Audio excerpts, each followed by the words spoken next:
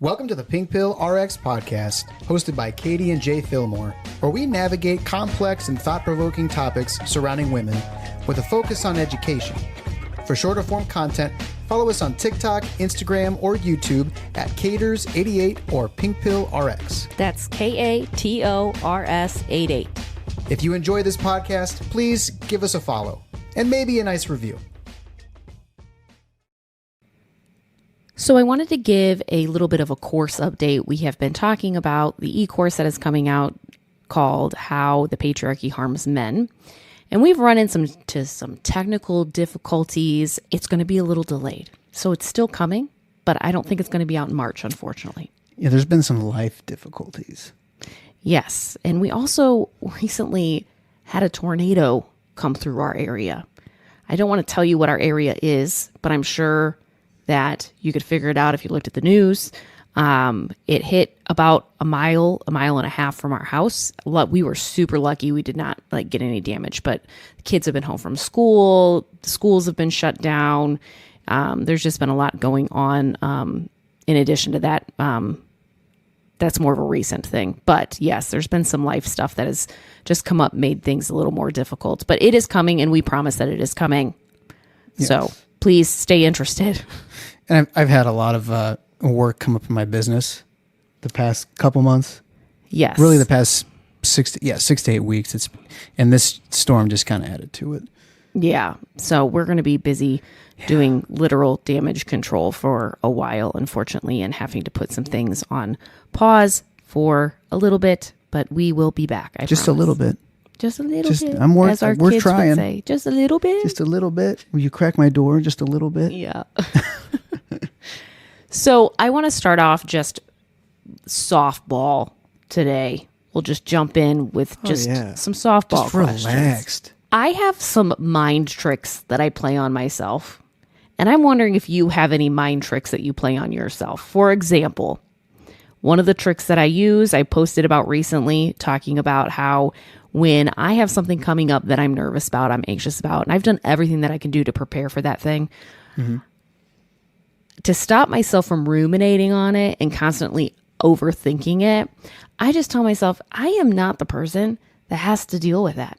Literally, the person I am today is not the person that has to deal with that thing next week. I'm going to be a different person next week. I might have more resources. I might have more knowledge. I might even have more confidence. I don't know. But it's not me that has to deal with that. It's next week, Katie, and she is awesome. Next week, Katie, future Katie, she hits it out of the park. So I call it betting on myself, basically. And so that's how I talk myself into not overthinking things. Like if I have a work presentation coming up, or if I have a test coming up for school or something like that, I just say, you know what, I'll be the person I need to be when that happens. I love that one. You've shared that with me, and I've adopted it. Like, for example, I just had to do a 30% rehab on a property. And I was like, you know what? This is coming up in a few weeks. Not my problem right now. It's going to be my problem. Actually, it's going to be the future me's problem. Right. So I don't really need to think about it right now. But I do something kind of similar because otherwise my mind will just keep ruminating on something. Mm-hmm. So I use that, but I use Todoist as an app. And if there's something I know that I need to get this done, I will put it on a different day where I have more time and bandwidth. And I will not think about it until it pops up on my Todoist app for that day. Oh. And then I can kind of give my brain a break because I don't have to worry about that till later. So why am I going to think about it right now? And it's kind of along those same lines, what I also do is, for example, I'm in a graduate school class and I have to write an 8 to 10 page paper on a leadership characteristic, that sounds like, I'm pretty amped for it, to be honest. Mm-hmm. I've really liked the papers I've had to write for my grad school program.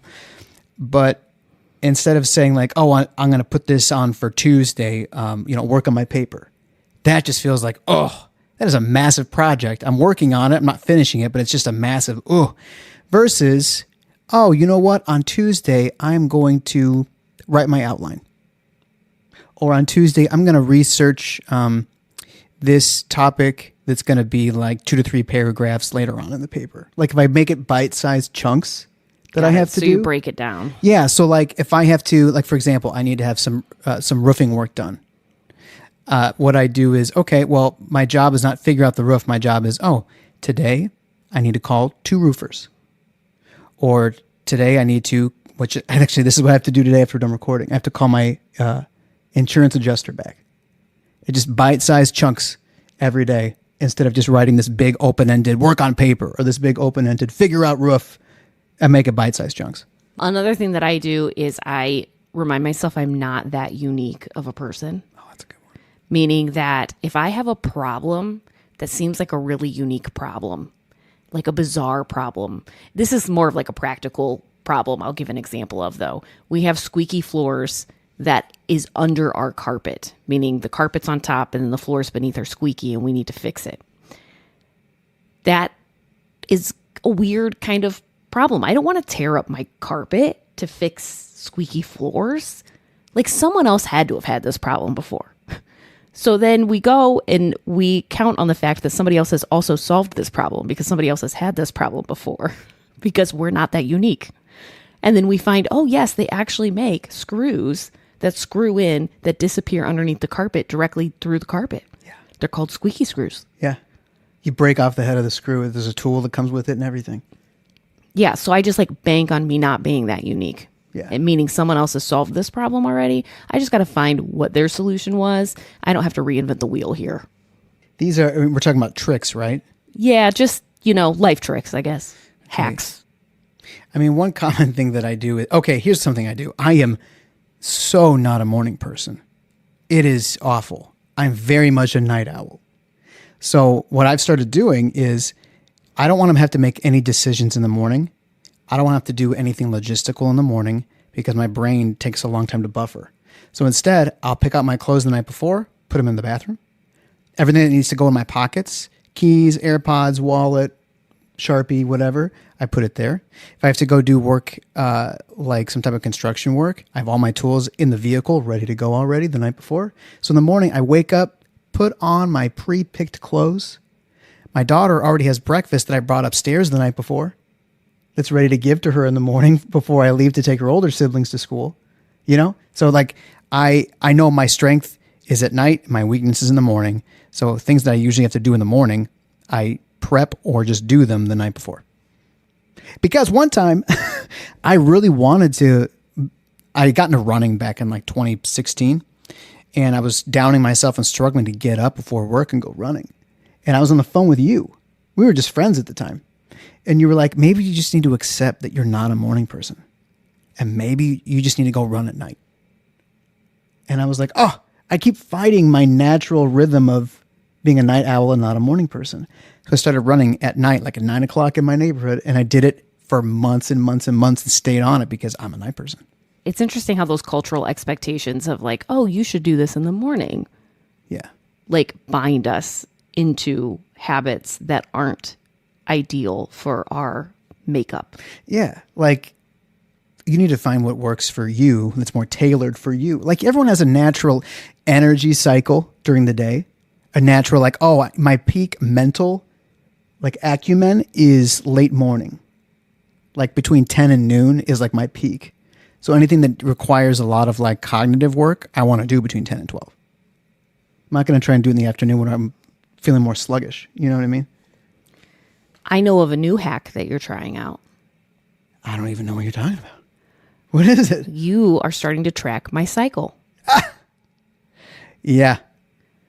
You are starting to track. It is a hack.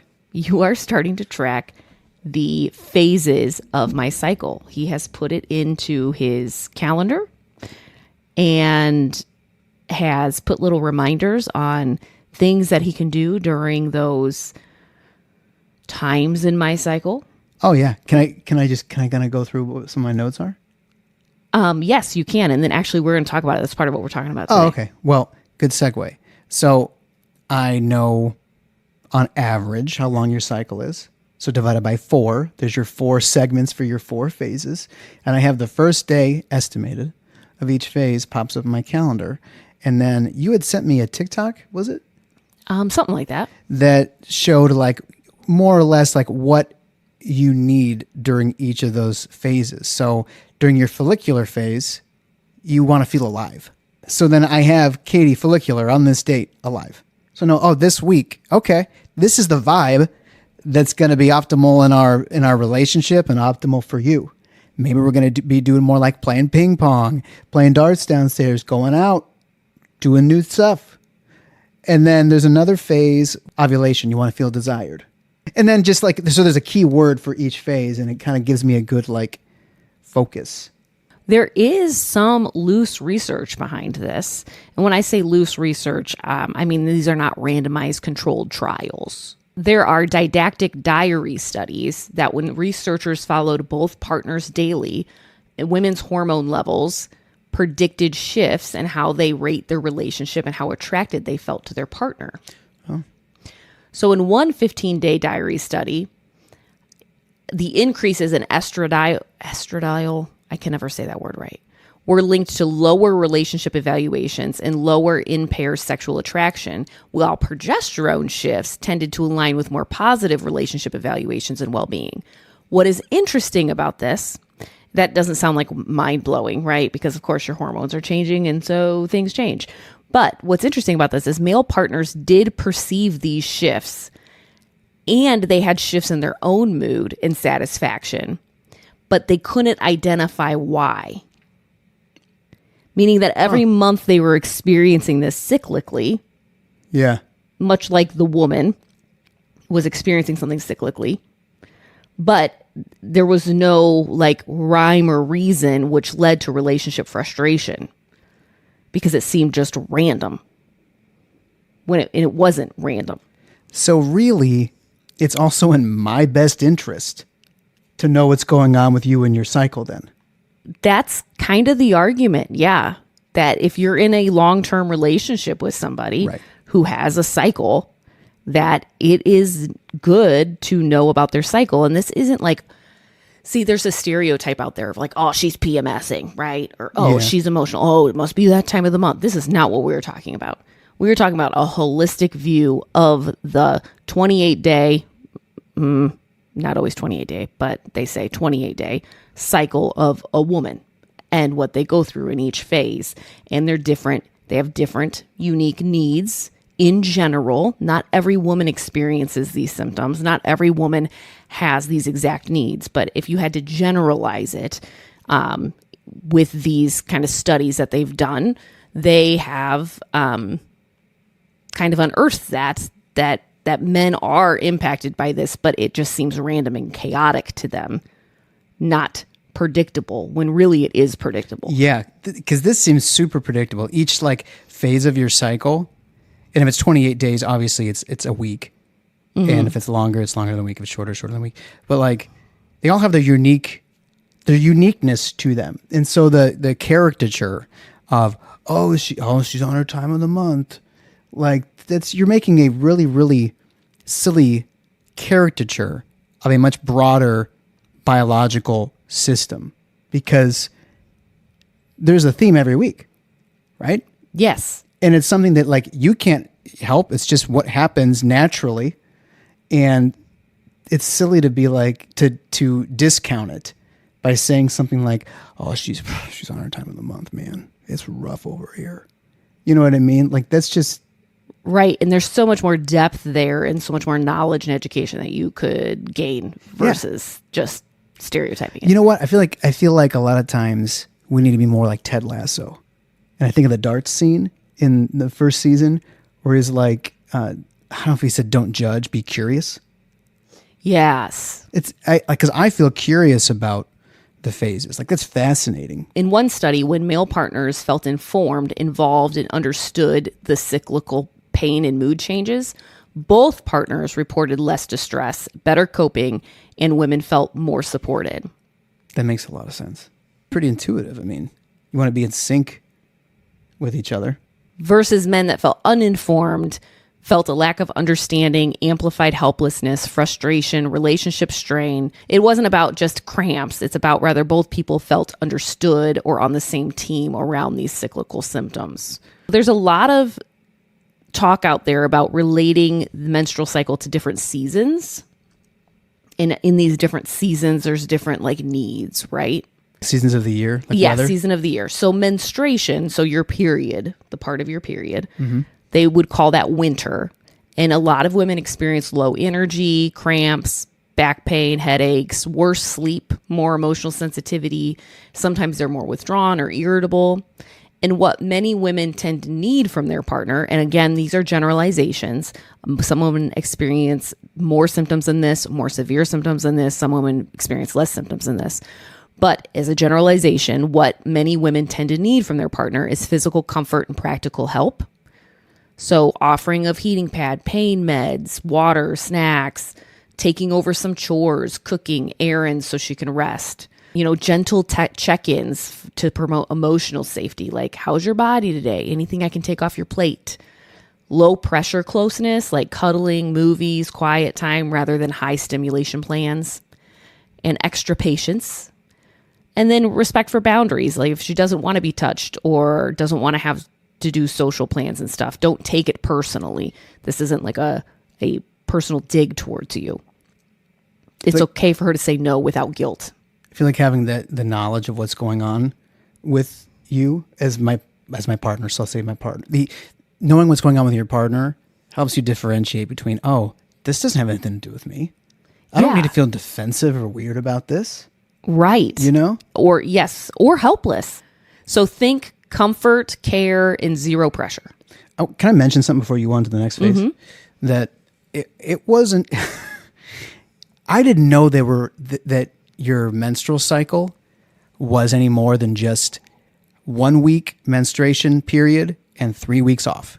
I didn't know there were other phases until like a year or two ago. Okay, like my mid-30s. You are in good company. So like I think probably a lot of men similarly may not even know that you have 4 distinct hormonal periods in a month. Roughly a month. Yeah. Versus you have 1 week on of crazy hormonal things, as men would see it, and 3 weeks, quote unquote, off. Right. But it's really like every week there's changing. some type of shift. Yes. And I had no idea until a couple years ago. Yeah. So the next phase would be the follicular phase, which is post-period, and they would call this spring. Women commonly experience energy. The mood often starts to rise as bleeding ends. They might be more optimistic. They might have more social motivation. Sometimes they have higher libido, like it's increasing. It's not usually at its highest in your cycle at that point, but it is increasing because ovulation is approaching. And what many women tend to need is shared momentum and playfulness. So plan light, fun, playful activities, dates, workouts together, social stuff, projects. Be open to new ideas, adventures, trying new things, support her goals. This is often a good time for working on big tasks, self-development, or creative projects. A good thing to ask might be, is there anything you're excited to tackle this week? What can I support you in doing?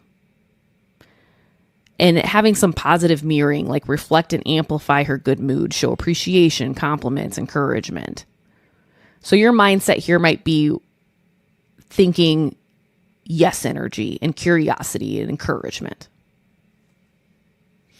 It's helpful to think of it as a season because spring is like, hey, you know what? Spring cleaning. I got some more energy. I'm going to do some things. That's a good way to remember I'm feeling it. nicer. It's feeling nicer outside, so I feel nicer inside. Like spring is like, okay, let's get up and do something. Feeling nice. Yeah. Right? Shaking off the cobwebs of the winter. So the next phase is ovulation, which is the fertile window. And they would call this summer, right? So the common experience is that, of course, you're at your peak fertility. Women often have higher libido, more confidence, more sociability and flirtiness for many women. And some may also get mild discomfort or twinges because of ovulation. Some women can actually feel when they ovulate. And they can be a little crampy. I sometimes get crampy when I ovulate. What many women tend to need is responsive desire and confidence. So if she's more flirty or touchy, obviously be responsive and don't shut it down or act embarrassed or act like, why such a change in mood? Well, there's a reason. Yeah. You know what? Because God, I would not want to make you feel bad or self-conscious or shame about your change in your mood when you're feeling good, especially. Yeah. Like, I'm not going to bring you down. Well, thank you. But, yeah. Making her feel desired, genuine compliments about her body, her scent, her presence, making eye contact, flirting, playful tension can feel especially good. Quality sexual connection, if she wants sex, assuming she wants it. She might not, but prioritizing mutual pleasure, not just like quick sex, including thorough foreplay, clitoral stimulation, not just penetration, and make space for her to say what she wants and what feels good. So your mindset here might be show up sexually and emotionally. Think, I see you, I want you, and I'm here with you, not just using you. That's good. Then you have the luteal phase, which is my least favorite phase personally, as I struggle with PMDD. And you struggle with fall. And I also struggle with fall, and that is considered fall. It's before the period.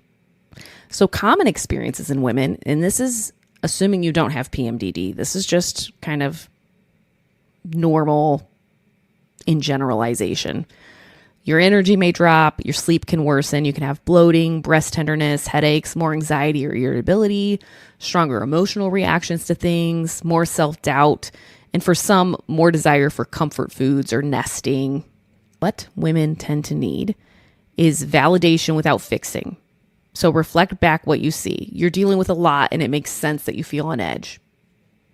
Avoid jumping straight to solutions or minimizing, like saying it's not that bad or you're overreacting. That's not going to be helpful. That's never helpful. I was going to say that in any Doesn't phase. matter that's what not phase really, you're in. That's not really helpful for men on men conversation either. I'm not Right. going to say to a guy, dude, I think you're overreacting. Well, Yeah. it depends on the situation with the guy, I guess. Sometimes I say, dude, are you overreacting a little bit? Yeah. More patience and less reactivity. So this is a bad time for high stake arguments or relationship ultimatums. Don't bring up something that you've been sitting on for a while. Yeah, maybe during not. this phase. Maybe not. What's the best phase for that? I would imagine spring or summer. At the end of this, I think I want to ask you some questions of which phase is it best for me to? Okay. Sounds good. Okay. If conflict does start, maybe slow down, take breaks, and reassure instead of escalate. Help with planning, organization, logistics when decision fatigue heats. Offer grounding options like walks, simple routines, calming activities, early nights. Reassure and provide security. So more explicit statements of love, commitment, and attraction. Like, I still choose you or I find you attractive, because this phase can amplify insecurity. That's good to know. So be her buffer, not her opponent, and think steady, grounded, and kind, even if she feels more volatile to you. Is fall, I'm going to just say fall and winter. Which one has more like emotional ups and downs, like volatility do you experience? Is it in fall or in winter? Oh, for me? Yeah. Oh, fall. Do you think it's typical or is that a PMDD thing? I mean, I think that's pretty common, but I think it's very amplified in PMDD. Okay. Because I know that sometimes you can edit this out if it's too personal. Sometimes you're like, Jay, I need to start my period. Yes, I'd feel better after I start my period. Yeah.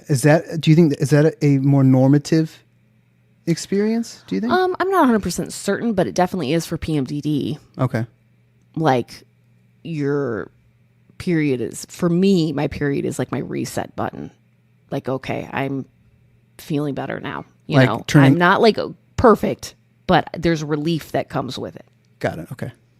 Instead of like generalizing this and just being like, well, Katie says that you need X, Y, and Z in this season, here are some more practical questions that you can ask as you try to evaluate and implement something like that. So ask her how she experiences each phase. Like, when you're on your period, what actually helps and what just annoys you? You know, do you feel any shifts around ovulation or PMS, or is your month pretty stable? Because maybe her month is pretty stable. Maybe she doesn't experience these shifts as much as other women do. Invite collaborative planning. So, like, would it help to plan big social stuff or tough talks during certain parts of your cycle and keep other times softer? Make it something you're doing with her, not to her, right? being like, we are tracking your cycle together, not I'm tracking it so that I can handle you. Exactly. Never weaponize the cycle. Oh, that would be awful. Oh, man. Yes, don't use this to dismiss real feelings. Yeah. Yeah, because you could be tempted to explain away a feeling that you're sharing just because of the phase that you're in, when maybe it's like, that's probably a deep feeling. Maybe you're expressing it a bit more like forcefully. Yes, right. You want to do this with consent. You don't want to be tracking and doing this without your partner's consent. And for the record, I got consent before I started doing this on my calendar. Yes, be a student. I mean, I'm a student of you. I learn you all the time. Oh, yeah. You're great at it. And I think this is just the way that you can be a student of your partner. And just as a reminder, some women barely feel these changes while others are hit hard every single month. Neurodivergence, trauma history, chronic conditions, hormonal birth control can all change the pattern of how this presents.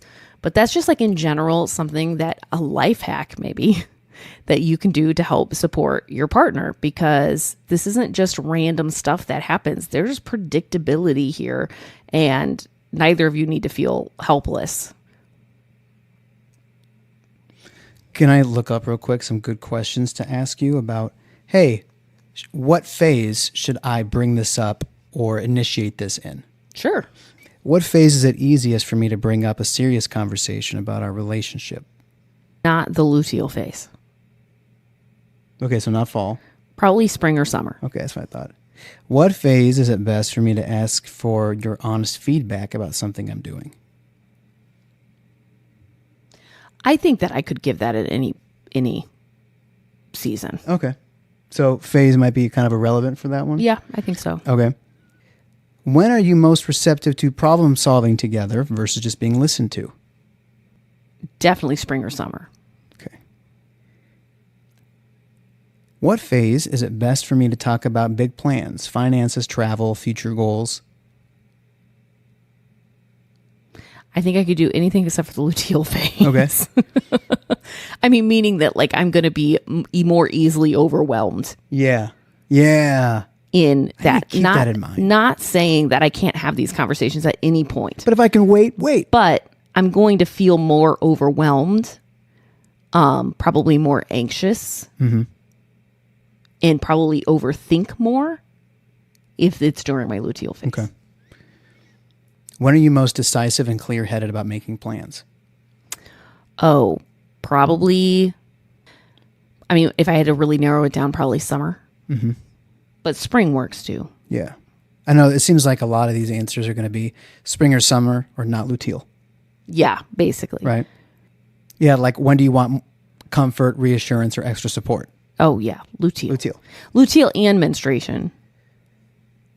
And winter. So fall and winter. Yeah. Because I think I know that I'm reading these and I'm like, okay, but just based off of what we talked about, I know. What phase is it best for me to plan a busy weekend or social event? Obviously, spring or summer. Spring or summer. Energized about trying new things. Yes. When do you want rest, quiet, or slower time together? Fall and winter. Yep.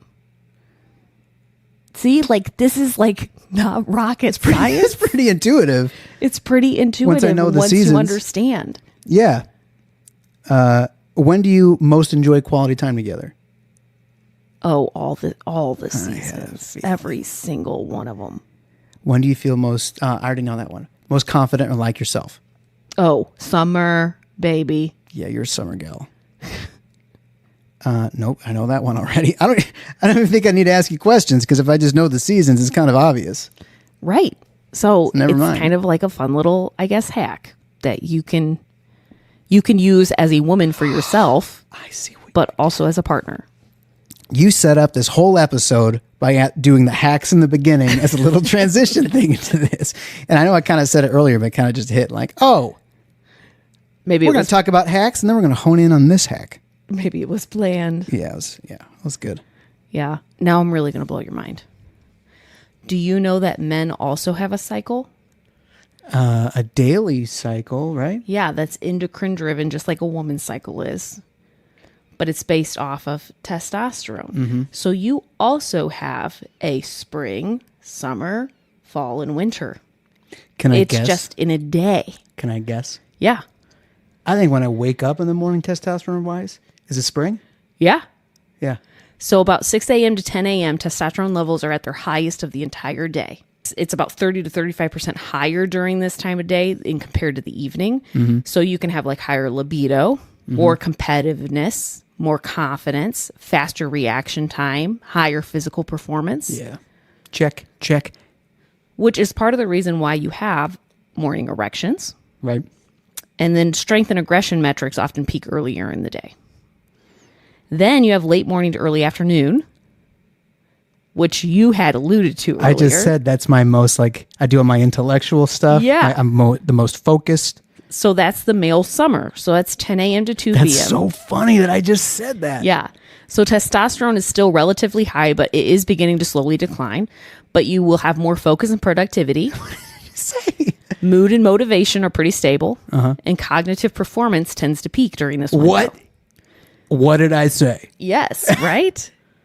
So this window is often when men perform best on complex reasoning, competitive tasks, work output, etc. Oh, yeah. But then I do notice the afternoon slump that starts. Okay, so your afternoon slump would mirror Your luteal my phase. luteal phase. Yeah. So it's fall. So from 2 p.m. to 6 p.m.-ish, Oh, yeah. I don't get a second wind till much later. testosterone drops further.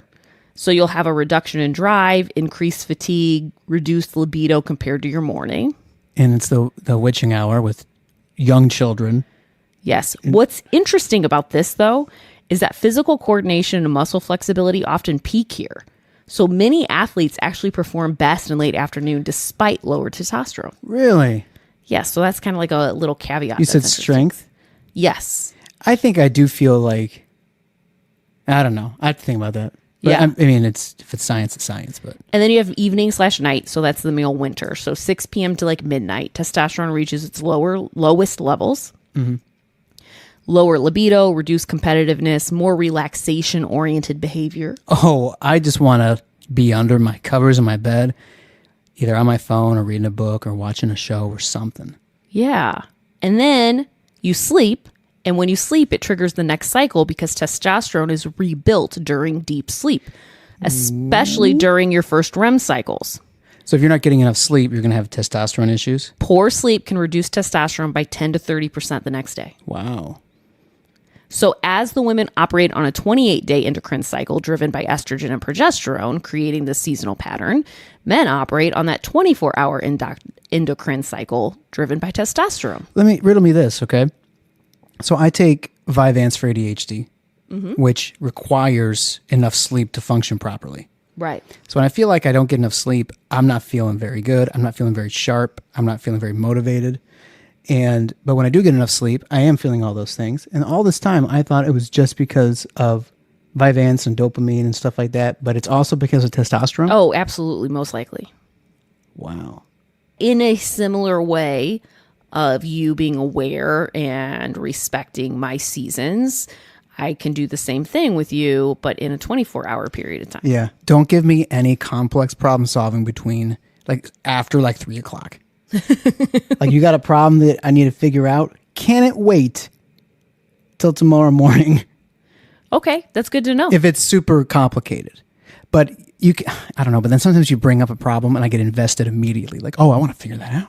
Yeah. So it kind of depends. So again, you can see though that if you parallel that with myself, like these are not hard and fast rules per se. Yeah. Because maybe I would be able to, handle a complex, difficult problem with no issue in my luteal phase, right? Yeah, right. But at the same time, knowing that could be helpful just in the event that I'm not able to. Right. Or I'm more reactive than normal. It's interesting because then I can kind of gauge, this is how I feel different based on different times of the day. Oh, it gives me like a very small, like I'm looking through the keyhole of a door into the room of what it's like for you week by week. Yes. The contrast, I mean, not Yes. not symptoms. I wouldn't say symptoms, but like characteristics, not the same characteristics, but like the contrast idea, how different you can feel. Women do also have a daily cycle, but it's driven by other things. They also have testosterone, but it's at much lower levels than men do. And their daily cycle, like a hormonal cycle, is very driven also by like cortisol levels and things like that. But their daily cycle is stacked on top of their monthly cycle.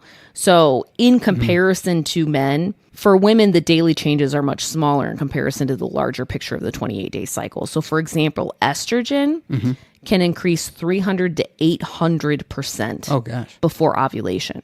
Okay. And progesterone rises 10 to 20 times after ovulation. So these hormonal fluctuations are much higher in the overall broadness of the cycle than they are on the daily, Yeah. if that makes sense. Yeah. So you're talking about your hormonal changes daily are very small in comparison to your weekly or monthly? Yes. Okay. Yes, exactly. What about the shifts in male? Is it like the size of your daily shifts, or is it bigger because it's the only shifting we have? No, your daily shifts are like 25 to 35% Okay. versus a woman's like a monthly shift within like a week or before ovulation or after ovulation is like 300 to 800% or 10 to 20 times, depending on the hormone we're talking about. So really I should take the difference that I feel between morning, afternoon, and evening times like 10, like the contrast Yes, times 10. yes. And that's your week by week. Probably, yes. That seems pretty severe because I sometimes feel very different late morning than I do like late afternoon. Yes, so multiply that. That's That's good pretty point. stark contrast. That's a great point. Thank you. I made that great point. It's late afternoon. It is. Still made a great point. Great job. Look at me in my luteal phase. That's funny. Do you think, we're obviously talking about relationships and stuff like that. If you had to pick one thing that makes our relationship or relationships in general better, what would it be? Oh, okay. Got it. I already know what I'm going to say. I know what I'm going to say. Okay, what? You got to be friends. Friends. Okay, that's good. Got to be friends. Yeah. Because then when you're friends with someone, like, I feel like there's an additional layer of respect. I feel like there's an additional layer of like enjoyment. You have more common things that you enjoy together too. I think that there is a more general concern for the well-being of the other person, because if the friendship isn't there and it's more about like just more of the romantic or sensual parts of it, I feel like when circumstances in life change, I feel like that part of your life, the sensual and the romantic, can be more turbulent as well. But I feel like friendship is more steady when the weather gets chaotic. Yeah. And you have something that you can always fall back on, even if things are hectic, you're not feeling romantic or sensual, you're stressed and stuff like that. You still have a friend. Yeah. And not to say that romance isn't there or, physical intimacy isn't there, but you have this foundation that just makes everything more stable. Yeah, and relationships go through seasons. And I think that if you're friends, that steady undercurrent is stabilizing when your intimacy might be going through seasons. Yeah, I feel like you might feel less like roommates and co-parents if you like, because I feel like you're on let's pretend like you're on a ropes course and there's like a net down below in case you fall, and you can just fall into the net. Like my kids go to field trips and stuff like that. That if you I feel like that net is friendship. So you fall, but you don't fall all the way to the ground, which would be like being roommates, being co-parents. Mm-hmm. You fall just a little bit down to your friendship, and then it's much easier to go back up into like the fullness of your relationship because you've only fallen down a little bit, not all the way to the ground. Yeah. Yeah. I think something that took time, but has made our relationship in literally every conflict we ever have better, is that I truly, truly have come to believe that you have my best interest at mind. That you, meaning you're never going to do something just to spite me or do something without considering me. because I truly believe that you have my best interest on the forefront of your mind. And I think that has made a huge difference in our relationship, believing that, Yeah.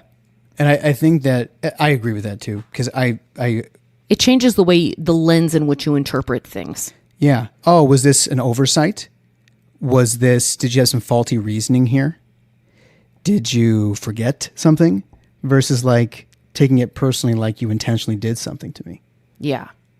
That's all. That's all I have for today. I hope for those of you listening, something was intriguing or sparked a curiosity, or you felt affirmed or challenged. Stay educated. Take the pink pill. If you enjoyed this podcast, please give us a follow and maybe a nice review.